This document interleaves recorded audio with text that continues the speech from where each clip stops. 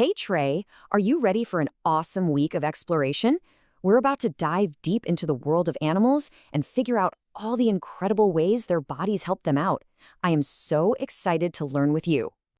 Okay, so to get started, let's pop open your learning toolbox. Every great explorer needs their tools, right? This week, we're going to add some brand new ones to help us build up all our knowledge about animals. So, what's inside our toolbox today? Well, first, we've got our blueprint. That's the big question that's going to guide our whole week. Then we have our hammer and nails. That's our phonics for building words. And we've got a super special key that's going to unlock those tricky heart words.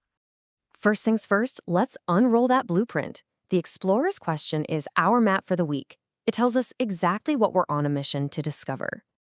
And here it is, our big question. How do animals' bodies help them? Think about it. Like a bird's wings for flying, or a fish's fins for swimming. All week long, I want you to be a super detective, always looking for clues that help us answer this really important question. Now, every good detective needs to know the right words. Our first vocabulary word is appearance. It's pretty simple. It just means the way something or somebody looks. Like the appearance of a tiger is that it has all those cool stripes. And next up is feature. Now, this word is super important. A feature is an interesting or important part of something. So a tiger's stripes? That's a feature of its appearance. See how those two words work together? A feature is a key part of how an animal looks that actually helps it survive. Okay, detective. It is time to grab our hammer and nails from the toolbox. We are going to build some words. Words that will help us read and write about all these amazing animal features. This week, we are mastering the long A sound. So, how do you know if you should use I or A for that ah sound? Well, there's a really simple rule for that. We use I when the sound is in the middle of a word, like in rain, mail, and chain. But when that long ah sound comes at the very end of a word, we use A, like in play, way, and day. Okay, now it's your turn to be the word builder. Go ahead and pause this explainer and grab some Play-Doh or maybe a tray with sand in it. I want you to practice writing mail and day. Really feeling the letters as you write them helps your brain remember the rule.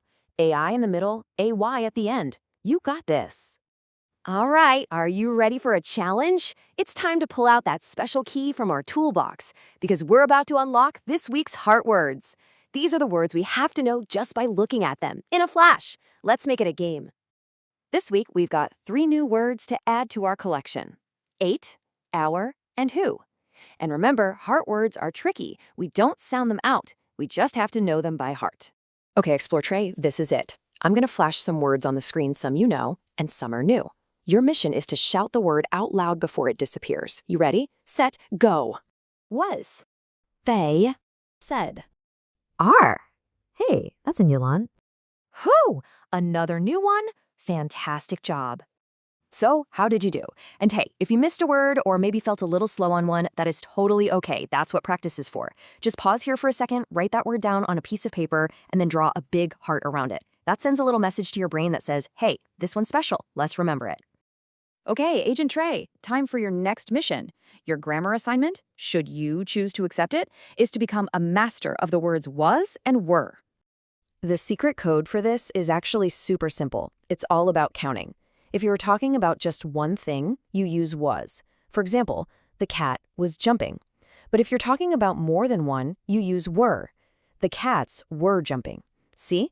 One is was, and more than one is were. You've totally got this. Now let's see how all of these amazing tools, our vocabulary, our phonics, our grammar, all come together in our stories for the week. We are diving into the world of folk tales, and these are really fun stories that people have been telling for a long, long time. You get to read 2 fantastic folk tales this week, A Tale of a Tale and How Bat Got Its Wings. As you're reading, I want you to be a plot detective. That means you're looking for the sequence of the story. What happens first, then what happens in the middle, and how does the whole thing end? So there you have it. We have filled our toolbox with new vocabulary, new phonics skills, and new grammar rules. We've got our blueprint, that big question, and we've got our stories. And it all comes back to that one idea, how animals' bodies help them. So keep your detective eyes open this week. My question for you is, what's the very first animal feature you're going to investigate? Have an amazing week of learning. Trae?